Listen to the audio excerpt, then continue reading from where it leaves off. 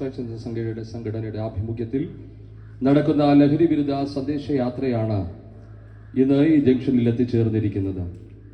നമുക്കറിയാം, ലഹരി എന്ന മൂന്നക്ഷരം കേരള സംസ്ഥാനത്തെ വിഴുങ്ങുന്ന കാഴ്ചയാണ് നാം ഈ ദിവസം തോറും TV പത്രമാധ്യമങ്ങളിലൂടെ കാണുകയും കേൾക്കുകയും ചെയ്യുന്നത്. ദൈവത്തിൻ്റെ സ്വന്തം നാടായ കേരളം ഇന്ന് ലഹരിയുടെ അടിമത്തത്തിലേക്ക് അല്ലെങ്കിൽ ലഹരിയുടെ സ്വന്തം നാടായി മാറിക്കൊണ്ടിരിക്കുകയാണ്. എന്താണ് ലഹരി? മനുഷ്യന്റെ ബോധമണ്ഡലത്തിൽ കടന്ന് മയക്കമോ ഉത്തേജനമോ സൃഷ്ടിക്കുവാൻ കഴിവുള്ള ഒരു രാസവസ്തുവാണ് ലഹരി എന്ന് നമുക്ക് കാണുവാൻ കഴിയും. അത് മനുഷ്യന്റെ ചിന്തകളെ അല്ലെങ്കിൽ മനുഷ്യന്റെ ബോധമണ്ഡലത്തെ അബോധമണ്ഡലങ്ങളിലേക്ക് കയറ്റിവിടുന്നതാണ് ലഹരി എന്ന പദാർത്ഥം കൊണ്ട് ഉദ്ദേശിക്കുന്നത്. എന്തുകൊണ്ടാണ് പലരും ലഹരിയിലേക്ക് അവർ ചുവടുവെക്കുന്നതിന്റെ കാരണം എന്ന് ചോദിച്ചാൽ, പലപ്പോഴും പലർക്കുണ്ടാകുന്ന ആങ്സൈറ്റികൾ, ഡിപ്രഷനുകൾ, വീട്ടിലകത്തുണ്ടാകുന്ന പ്രശ്നങ്ങൾ, ഫാമിലി പ്രോബ്ലമുകൾ, അല്ലെങ്കിൽ കൂട്ടുകാര് പ്രേരിപ്പിക്കുമ്പോൾ, ഇങ്ങനെയൊക്കെയാണ് പലരും ലഹരിയുടെ അനുഭവത്തിലേക്ക് കയറി പോകുന്നത്. കൂട്ടുകാർ പറയും, ഒരു സിഗരറ്റ് വലിച്ചാൽ എന്താ, അല്പം മദ്യം വെച്ചാൽ എന്താ എന്ന് കേട്ട് സ്വതന്ത്രഭാഗങ്ങളുടെ പ്രേരണയുടെ അടിസ്ഥാനത്തിൽ പലരും ലഹരിക്ക് അടിമയായി പോയ അനുഭവങ്ങൾ നമുക്ക് കാണുവാൻ തക്കവണ്ണം ഇടയായി തീരും. ഇന്ന് ഏറ്റവും കൂടുതൽ ലോകത്തിൽ ഉപയോഗിക്കപ്പെടുന്ന ലഹരി വസ്തുവാണ് പുകയില. അത് കഴിഞ്ഞാൽ മദ്യവും കഞ്ചാവും MDMA, LSD പോലുള്ള ശക്തമായ നമ്മൾ കേട്ടുകേൾവിയില്ലാത്ത രീതിയിലുള്ള ലഹരിയാണ് ഇന്ന് സ്കൂൾ കോളേജ് തലങ്ങളിൽ ശക്തമായി ഉപയോഗിച്ചുകൊണ്ടിരിക്കുന്നത്. നമുക്കറിയാം, ഈ ലഹരി ഒരിക്കലും ഒരു മനുഷ്യന്റെ ജീവിതത്തെ നന്നാക്കുന്നില്ല.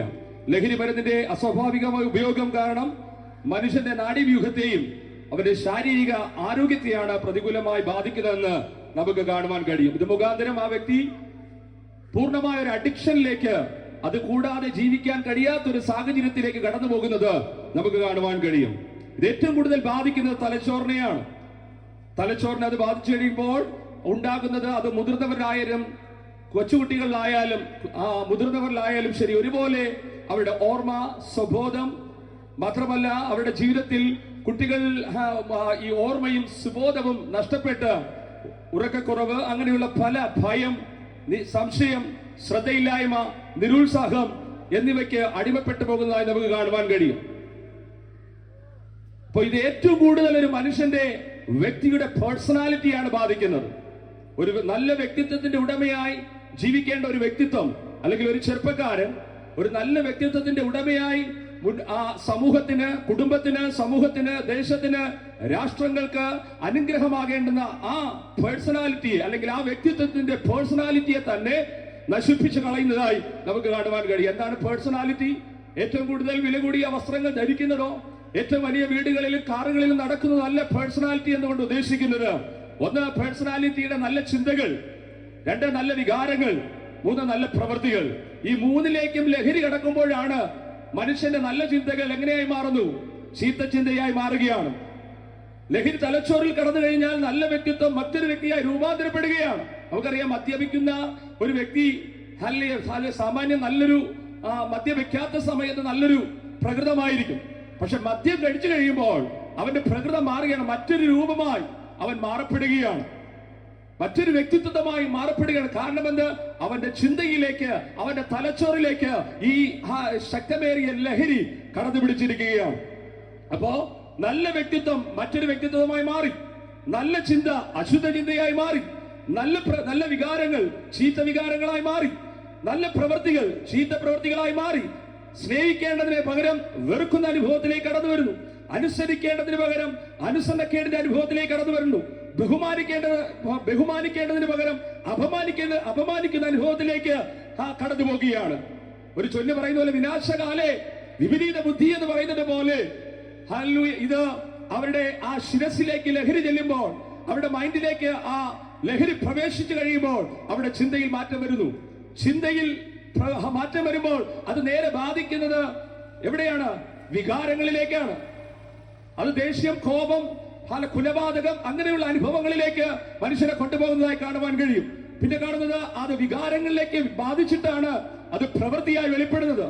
നമുക്കറിയാം, ഏറ്റവും കൂടുതൽ കൊലപാതകങ്ങൾ, ആത്മഹത്യകൾ, അപകട മരണങ്ങൾ സംഭവിക്കുന്നതിന്റെ കാരണം എന്താണ്? ലഹരി അകത്തേക്ക് ചെല്ലുമ്പോൾ അവിടെ വിഷമതകളെ മറക്കാൻ, അവിടെ വേദനകളെ മറക്കാൻ, ഇനി എനിക്ക് ജീവിക്കേണ്ട, ഇനി എനിക്ക് ആരുമില്ല, ഇനി ഈ ദേശത്ത് എന്നെ ഒന്ന് ചേർത്തണയ്ക്കാൻ ആരുമില്ല എന്നുള്ള തോന്നൽ അവരുടെ ജീവിതത്തിലേക്ക് വരുമ്പോൾ ഇവർക്ക് സ്വയമായിട്ട് ആത്മഹത്യ ചെയ്യാൻ പറ്റുകയില്ല. അതിനെന്തെങ്കിലും ഒരു ആവശ്യം വേണം, അതിനെന്തെങ്കിലും ഒരു സാഹചര്യം ഒരുങ്ങണം. സ്വയമായിട്ട് ഒന്ന് മരിക്കണമെന്ന് ആഗ്രഹിച്ചാലും അവൻ മരിക്കാനുള്ള ധൈര്യമില്ല. അതിനാണ് അവർ ലഹരി ഉപയോഗിക്കുന്നത്. സുബോധമില്ലാതെ ആകുമ്പോൾ താൻ എന്താണ് ചെയ്യുന്നത് തനിക്ക് തന്നെ അറിയില്ല. അങ്ങനെ തന്നെയാണ് ആത്മഹത്യകൾ വർദ്ധിക്കുന്നത്, കൊലപാതകങ്ങൾ. കാരണം എന്താണ്? ഈ ലഹരി അങ്ങോട്ട് അവരുടെ ബ്രെയിനിലേക്ക് കയറുമ്പോൾ അവർ പറയും, ഇനി ആ ഒരു വ്യക്തിയോട് വൈരാഗ്യമുണ്ടെങ്കിൽ നിശ്ചയമായി എനിക്ക് അവനെ കൊല്ലാൻ കഴിയും. ആ ലഹരിയുടെ അഭാവത്തിലാണ് ആ കൊല ചെയ്യുന്നത്.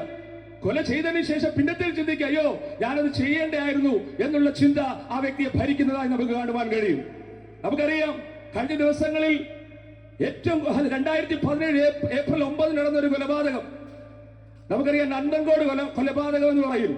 ഏറ്റവും വിദ്യാസമ്പന്നരായ മാതാപിതാക്കൾ ആ ചെറുപ്പക്കാരനെ ഏറ്റവും നല്ല രീതിയിൽ പഠിപ്പിച്ചു. കടുത്ത മാനസിക പ്രശ്നം എന്നാണ് പറയുന്നത്. അവൻ എന്ത് ചെയ്യുന്നറിയാമോ? അവന്റെ അപ്പനെയും അമ്മയെയും സഹോദരിയെ കൊന്നുകളഞ്ഞു. കാര്യമെന്ത്? കമ്പ്യൂട്ടറിനോടുള്ള ലഹരി, മാത്രമല്ല ഗെയിമിനോടുള്ള ലഹരി. ഏറ്റവും കൂടുതൽ അവർ കാണുന്നത് കൊലപാതകത്തിന്റെയും അല്ലെങ്കിൽ മറ്റുള്ള അസാൻമാർഗതയുടെയും വെടിവെപ്പിന്റെയും ആ ഒരു ലഹരി ഗെയിമാണ് തന്റെ മാതാവിനെ പിതാവിനെയും കൊന്നുകളയുവാൻ കാരണമായി തീർന്നത്. ആ സംഭവം നിങ്ങൾ യൂട്യൂബിലുണ്ട്, നിങ്ങളത് വായിക്കണം. കാര്യം അവൻ കമ്പ്യൂട്ടറിന് അല്ലെങ്കിൽ ഗെയിമുകൾക്ക് അവൻ അതിന് അടിമത്തത്തിലായിരുന്നു. നമുക്കറിയാം, ഈ മനുഷ്യൻ MBBS പഠിക്കാൻ ഫിലിപ്പീൻസിൽ അയച്ചു. അവിടെ 1 വർഷം പൂർത്തിയാക്കി തിരിച്ചു വന്നു. കമ്പ്യൂട്ടർ എഞ്ചിനീയർ പഠിക്കാൻ ഓസ്ട്രേലിയയിലേക്ക് അയച്ചു. അവിടെയും പഠിത്തം നടത്തി തിരിച്ചു വന്നു. തിരിച്ചു വന്നതിന് ശേഷം ഈ മനുഷ്യനെ പിന്നെ കാണുന്നത് വീടിന്റെ ഏതോ ഒരു വലിയ മുറിയിലാണ്. അവിടെ തന്നെ ഇരിക്കും ഈ മനുഷ്യൻ. എന്നിട്ട് എന്തെന്നറിയാമോ? അവിടെ ഈ ഓസ്ട്രേലിയ പോയപ്പോൾ തനിക്കൊരു ഈ ചാത്തൻ സേവാ മന്ത്രവാദം എന്ന് പറയുന്നത് പോലെ ഒരു ആസ്ട്രൽ പ്രൊജക്ഷൻ, അതായത് ആത്മാവിനെ നേരെ സ്വർഗത്തിലേക്ക് വിടുന്ന ഒരു കാര്യത്തെക്കുറിച്ച് അവൻ പഠിച്ചു. ഇത് പഠിച്ചുകൊണ്ടാണ് നേരെ വീട്ടിലേക്ക് വന്നിട്ട് ഈ ഗെയിമുകളിലെ കൊലപാതകം എങ്ങനെയാണ് ഒരു ആത്മാവിനെ കൊന്നുകഴിഞ്ഞാൽ അവന്റെ ആത്മാവ് പോകുന്നത് കാണുവാൻ വേണ്ടി അവന്റെ വീട്ടിലേക്ക് കടന്നു വന്നിട്ട് പിന്നത്തേതുള്ള ഗെയിമുകളൊക്കെ അങ്ങനെയായിരുന്നു. ഒരു ദിവസത്തിൽ ആദ്യം മാതാവിനെ വിളിച്ചുകൊണ്ട് മേളത്തെ മുറിയിലേക്ക് പോയി. മുകളിലേക്ക് പോയിട്ട് എന്താ ചെയ്തെന്നറിയാമോ?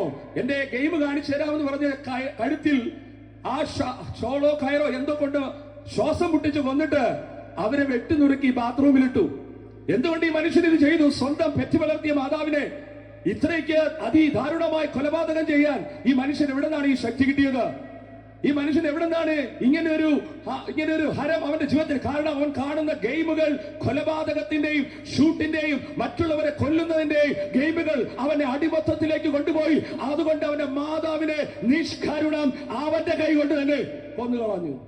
എന്നിട്ട് തീർന്നില്ല, സ്വന്തം മാതാവിനെ കൊന്നിട്ട് നേരെ താഴെ ഡൈനിങ് റൂമിൽ വന്നു. സ്വന്തം അപ്പനും അമ്മയോടും ചേർന്ന് ഭക്ഷണം കഴിക്കുകയാണ്. അടുത്ത വീട് അവരുടേതാണ്, അപ്പന്റെയും സഹോദരിയുടെയും. നേരെ അവരെയും വിളിച്ച് മുകളിലേക്ക് കൊണ്ടുപോയി അതേ രീതിയിൽ കൊന്നുകളഞ്ഞു. എത്ര കഠിനമായ മനസ്സാണ് ആ മനുഷ്യന്റേത്! എന്തുകൊണ്ട് ഇത്രയും അടിമത്തത്തിലേക്ക് ആ മനുഷ്യൻ പോയി? കാര്യം കമ്പ്യൂട്ടറിലും കൊലപാതകത്തിന്റെ ഗെയിം എന്ന ലഹരി അവനെ പിടിച്ചു കെട്ടിയത് കൊണ്ടാണ് സ്വന്തം അപ്പനെയും അമ്മയെയും കൊല്ലണമെന്നുള്ള കാര്യം. ആസ്ട്രൽ പ്രൊജക്ഷൻ, അതായത് ആത്മാവിനെ നേരെ സ്വർഗത്തിലേക്ക് അയക്കുന്ന ഒരു പരിപാടിയാണ്. അതിലേക്ക് അവൻ അടിമപ്പെട്ടത് കൊണ്ട് സ്വന്തം മാതാവിനെയും സ്വന്തം സഹോദരിയെയും സ്വന്തം അപ്പനെയും ഒരുപോലെ നിഷ്കരണം അവൻ വധിച്ചു കഴിഞ്ഞു. ഇന്നത്തെ തലമുറയുടെ കാര്യം ഞാൻ പറയാം. പെറ്റി വളർത്തിയ അപ്പനെയും അമ്മയും ബഹുമാനിക്കാതെ നീ എന്തൊക്കെ ചെയ്താലും നിനക്കത് ശാപമാണ്. ഇത് ഏറ്റവും കേരളത്തിലെ ശാപം. യുവതലമുറകൾ അപ്പനെയും അമ്മയും ബഹുമാനിക്കാത്തൊരു തലമുറ. കഴിഞ്ഞ ദിവസം തിരുവല്ലയിൽ എന്താ സംഭവിച്ചത്? 39 വയസ്സുകാരൻ തന്റെ അതിശക്തമായ ഡ്രഗ് അഡിക്ഷൻ മുഖാന്തരം ആ മാതാവ് പിതാവ് കാർ എടുത്തുകൊണ്ട് തിരുവല്ലയിലെ ഒരു റോഡിലേക്ക് പോയി. എന്നിട്ട് എന്താ ചെയ്തത്? സ്വയം ആ കാറിനെ കത്തിച്ച് ആത്മഹത്യ ചെയ്തു. എന്തുകൊണ്ടാണ് ഇത് സംഭവിച്ചത്? തന്റെ സ്വന്തം പെറ്റു വളർത്തിയ മകൻ തനിക്കൊരു അനുകൂലമായ സാഹചര്യമല്ലെന്ന് കണ്ടപ്പോൾ ഡ്രഗിന് അടിമപ്പെട്ടെന്ന് കണ്ടപ്പോൾ, കഞ്ചാവിന് അടിമപ്പെട്ടെന്ന് കണ്ടപ്പോൾ, ഇനി ഒരു മടങ്ങി വരവ് എന്റെ മകനിൽ നിന്ന് ആ അപ്പനും അമ്മയും കണ്ടു കഴിഞ്ഞപ്പോൾ അവർ വേഗത്തിൽ എന്ത് ചെയ്യുന്നറിയാമോ? അവർ മാനം തോന്ന് ആത്മഹത്യ ചെയ്യും. എന്തുകൊണ്ടോ? ഇന്നത്തെ തലമുറകൾ പോകുന്ന പോക്ക് കണ്ടോ. അതുകൊണ്ട് എന്നെ കേൾക്കുന്ന മാതാവേ, എന്നെ കേൾക്കുന്ന പിതാവേ, ഈ ദിവസങ്ങളിൽ തന്നെ മക്കൾക്ക് അതാ വേദപുസ്തകം പറയുന്നത്, നിങ്ങൾ എന്നെ ചൊല്ലി കരയണ്ട, നിങ്ങളുടെ തലമുറകളെ ചൊല്ലി ഈ ദിവസങ്ങളിൽ മാതാപിതാക്കൾ കരയട്ടെ.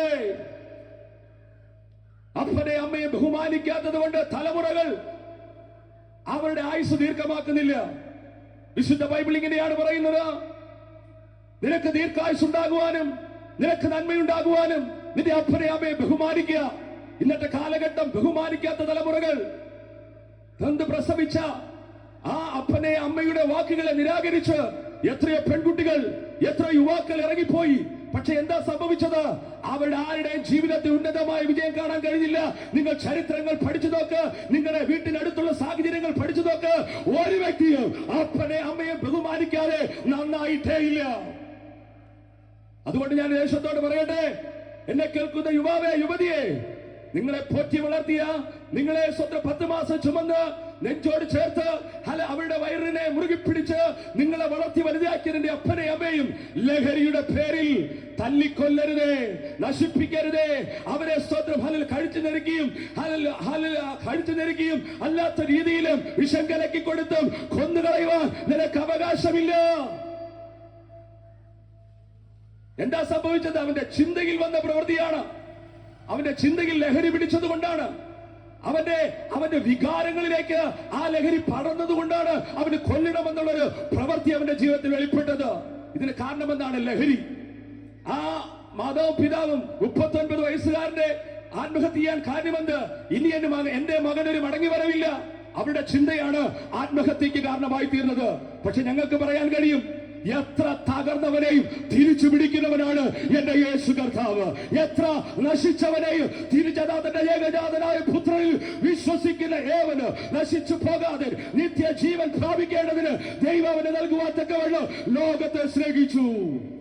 ഞാൻ പറയട്ടെ, യേശുവിൽ വിശ്വസിച്ചാൽ നിന്റെ കുടുംബം നശിക്കത്തില്ല, നിന്റെ തലമുറ നശിക്കത്തില്ല, നിന്റെ സ്വന്തം ബന്ധുക്കളോ ചർച്ചക്കാർ ആരും ആകട്ടെ, നീ നശിക്കുവാൻ എന്റെ ദൈവം അനുവദിക്കുകയില്ല. ഞങ്ങളൊക്കെ അതിന് ഉദാഹരണങ്ങളാണ്. ഞങ്ങളുടെ അമ്മമാർക്ക് ഞങ്ങൾ നശിച്ചൊരു തലമുറയായിരുന്നു.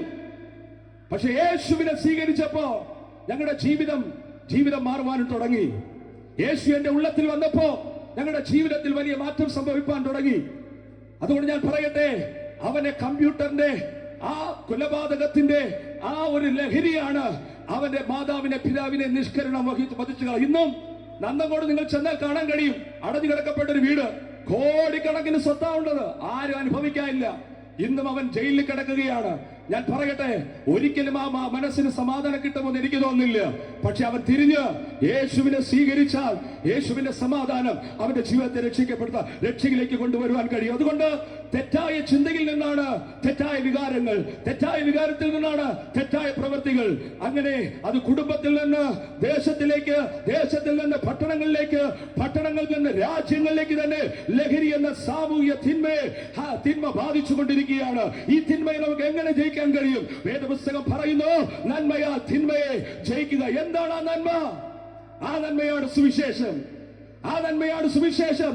ഇന്ന് ഈ ജംഗ്ഷനിൽ നിൽക്കുന്ന, എന്നെ കേൾക്കുന്ന എല്ലാവരോടും എനിക്ക് പറയാനുള്ളത്, ആ നന്മയാണ് സുവിശേഷം. ഏതാണ് സുവിശേഷം? യേശു കർത്താവെന്ന നന്മയാകുന്ന സുവിശേഷം നിന്റെ ജീവിതത്തിൽ, നിന്റെ കുടുംബത്തിൽ, നിന്റെ വ്യക്തിപരമായ അനുഭവത്തിൽ വന്നാൽ ഞാൻ പറയട്ടെ, നിന്റെ ജീവിതം നശിക്കത്തില്ല, നിന്റെ ജീവിതം നിത്യ ജീവനിലേക്ക് പ്രവേശിക്കുകയാണ്. നരഭോജികളെ നരസ്നേഹികളാക്കി മാറ്റിയ സുവിശേഷം. അതുകൊണ്ട് ഈ യേശുവിനെ ഈ ദിവസങ്ങളിൽ നിങ്ങളുടെ ജീവിതത്തിൽ കർത്താവും രക്ഷിതാവുമായി അംഗീകരിക്കുകയാണെങ്കിൽ നിങ്ങളുടെ ജീവിതം മാറുക തന്നെ ചെയ്യും. ഈ തിന്മയെ ജയിക്കണമെങ്കിൽ നന്മയ്ക്ക് മാത്രമേ കഴിയൂ. ആ നന്മയാണ് സുവിശേഷം എന്ന് ഞാൻ പറഞ്ഞല്ലോ. ആ സുവിശേഷം എന്ന് പറയുന്നത് യേശു കർത്താവാണ്. നരഭോജികളെ നരസ്നേഹികളാക്കി മാറ്റിയ കർത്താവ്, യേശുവിന്റെ അടുക്കൽ വന്ന ഉടനെ അവൻ സൗഖ്യമാക്കി. ഞാൻ പറയട്ടെ, കുരുടർക്ക് അവൻ കാഴ്ച കൊടുത്തു, കാനാവിലെ പച്ചവെള്ളത്തിന് അവൻ വീഞ്ഞാക്കി, മരിച്ച വരെ അവൻ ഉയർപ്പിച്ചു. മാത്രമല്ല അവന്റെ അടുക്കൽ വന്ന അതായത് പ്രോസ്റ്റിറ്റ്യൂട്ടിനെ പോലും നല്ല സുവിശേഷകയാക്കി മാറ്റി. ഞാൻ പറയട്ടെ, യേശുവിന്റെ അടുക്കൽ വന്നാൽ ഈ ലോകത്തിന് തരാൻ കഴിയാത്തത്, നിന്റെ ബന്ധുക്കൾക്ക് തരാൻ കഴിയാത്തത്, ഞങ്ങൾ ഇന്ന് പകൽ ചലഞ്ച് ചെയ്ത് പറയോ, നിന്റെ ജീവിതത്തെ മാറ്റാൻ യേശുവിന് മാത്രമേ കഴിയത്തുള്ളൂ.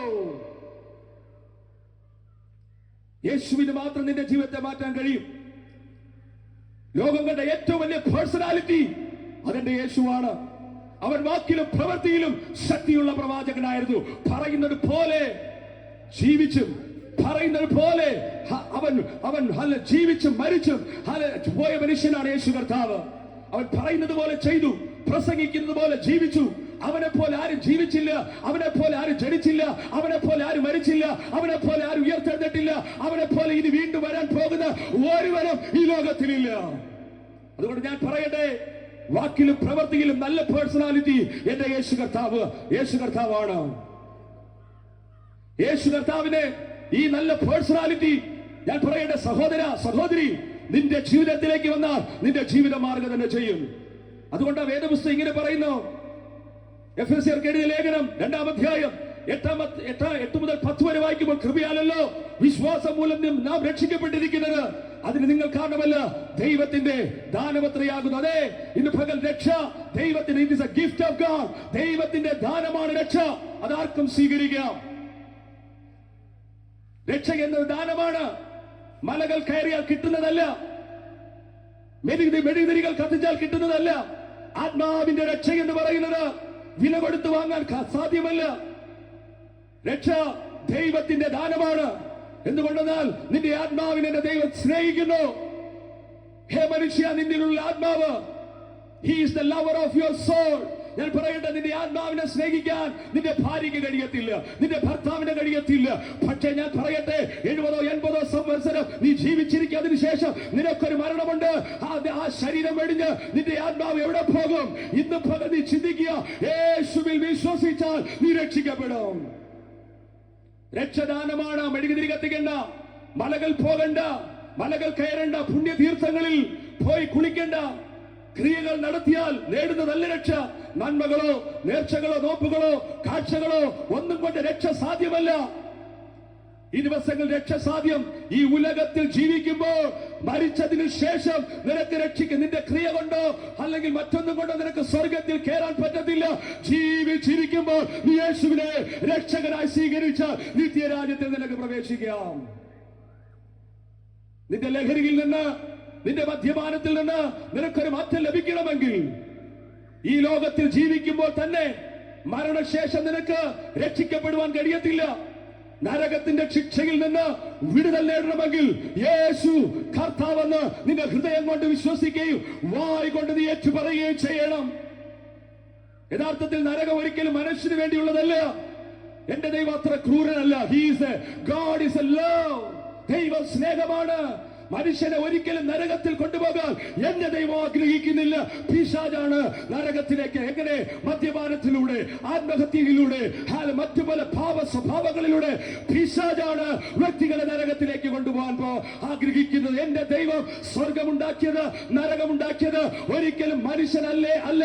ഹല്ലേലൂയ. ദൈവ ഹല്ലേലൂയ. ആർക്ക് വേണ്ടിയാണ് നരകത്തെ ദൈവം സൃഷ്ടിച്ചത്?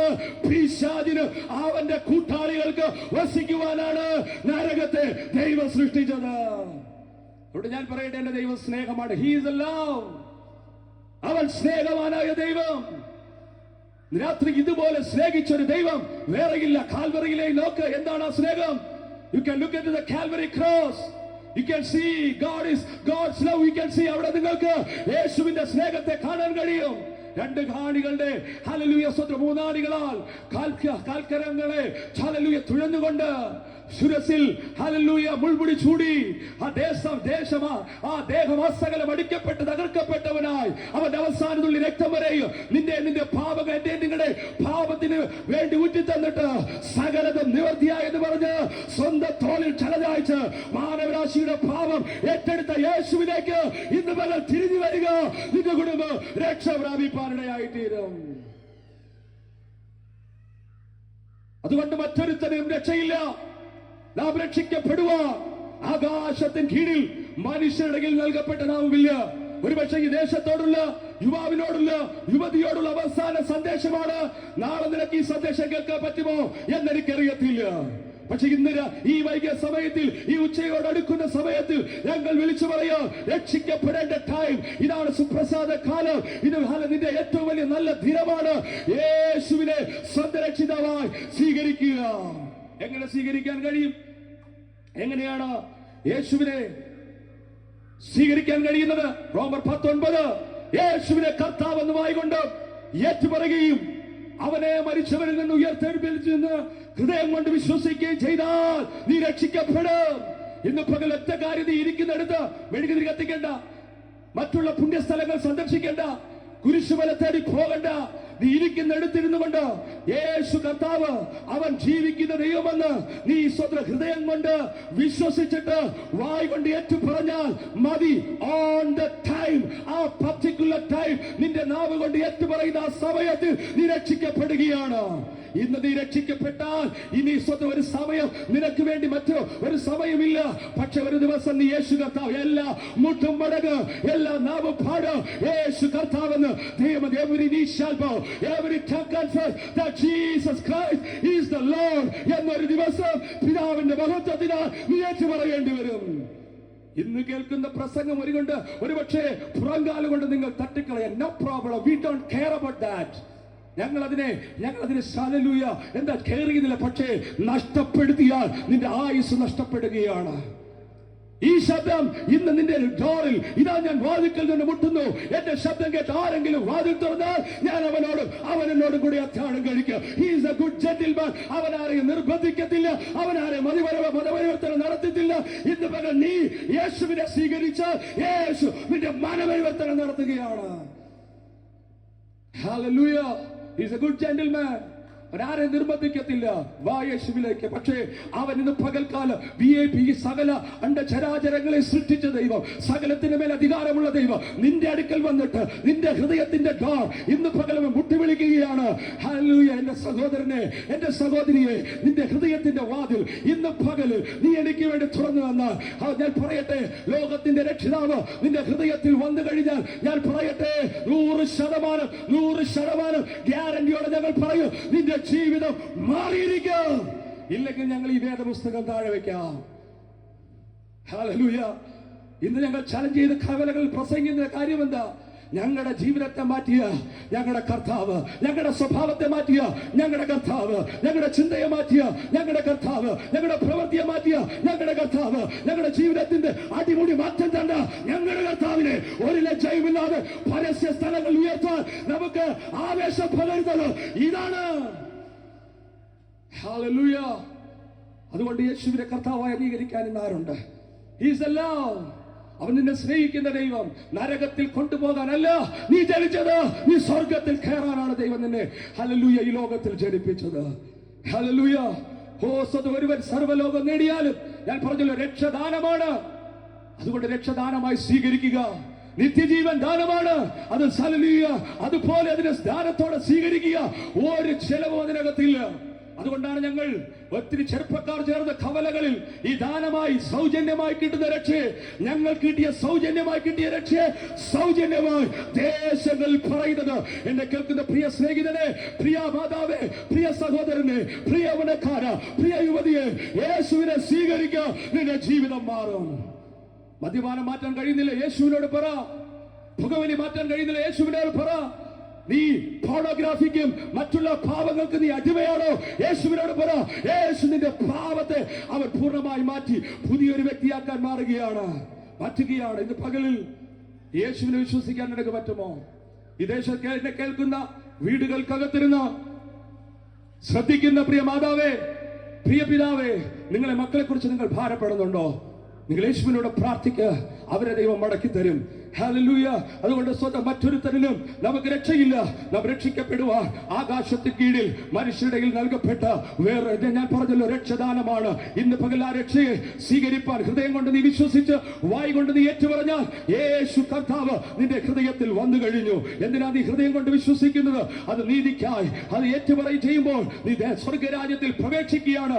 ഈ ഡേറ്റ് നിങ്ങൾ മറക്കരുത്.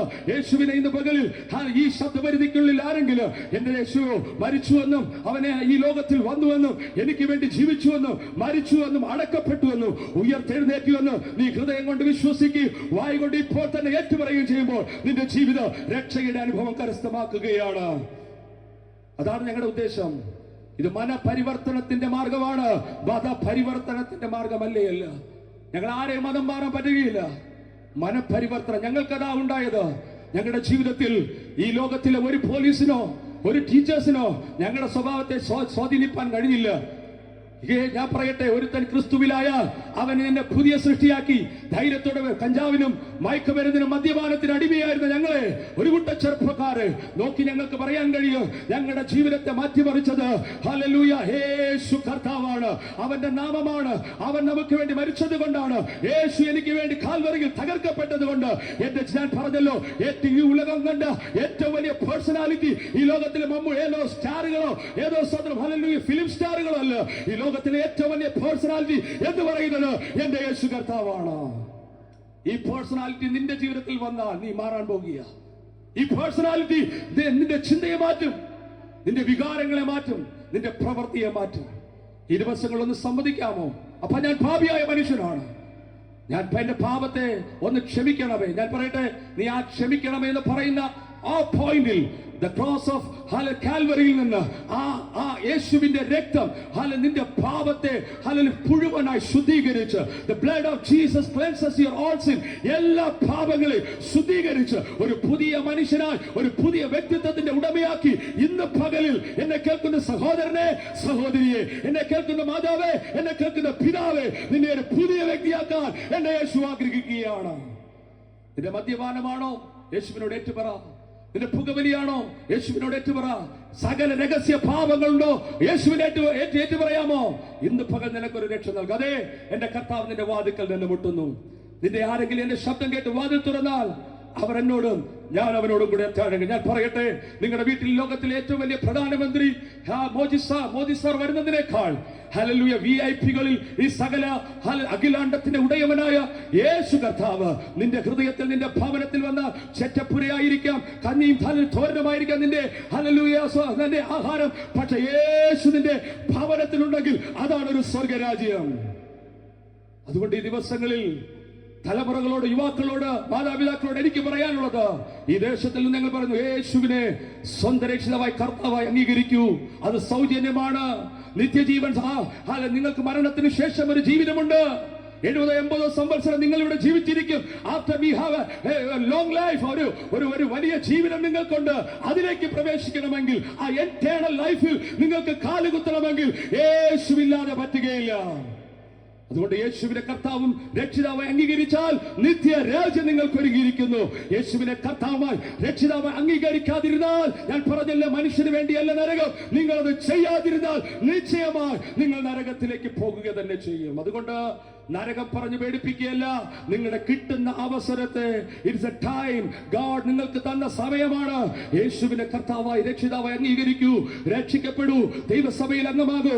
നല്ലൊരു ജീവിതമാർഗം ചെയ്യാൻ ദൈവം നിങ്ങൾ എല്ലാവരെയും ഈ ദിവസങ്ങളിൽ ഈ പട്ടണത്തിലുള്ള കർത്താവിന്റെ വരവിങ്കൽ അനേകർ രക്ഷിക്കപ്പെട്ട് മാനസാന്തരപ്പെട്ട് കർത്താവിന്റെ മണവാട്ടികളാകുവാൻ, അല്ലെങ്കിൽ ദൈവസഭ ഒരു പുതിയ മനുഷ്യനാകുവാൻ, ഒരു പുതിയ പേഴ്സണാലിറ്റിയിലേക്ക് ഈ ദേശത്തിലെ യുവാക്കളെ, യുവതികളെ, മാതാപിതാക്കളെ സ്വാഗതം ചെയ്തുകൊണ്ട് നിർത്തുന്നു. ദൈവം നിങ്ങളെ അനുഗ്രഹിക്കുമാറാകട്ടെ. തുടർന്നുള്ള സമയം അഭിഷിക്തന്മാർ നിങ്ങൾക്ക് വേണ്ടി പ്രാർത്ഥിക്കുമല്ലോ.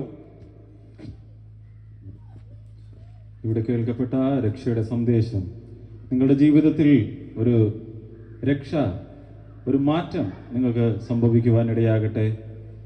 ഇന്ന് പകൽക്കാലം ഇവിടെ കടന്നു വരുവാനും നിങ്ങൾക്ക് രക്ഷയുടെ സന്ദേശം അറിയിക്കുവാനും പ്രിയ കർത്താവിന്റെ ദാസനെ ബലപ്പെടുത്തിയ ആ കൃപകളെ ഓർത്ത് നന്ദിയോടെ സ്തോത്രം. നമുക്ക് കണ്ണുകളെ അടയ്ക്കാം, ഒരു നിമിഷം പ്രാർത്ഥിക്കാം. മഹാപരിശുദ്ധനായ ദൈവമേ, സ്വർഗീയ പിതാവേ, അനുഗ്രഹമേറിയ നല്ല സമയത്തിനായി നന്ദിയോടെ സ്തോത്രം ചെയ്യുന്നു.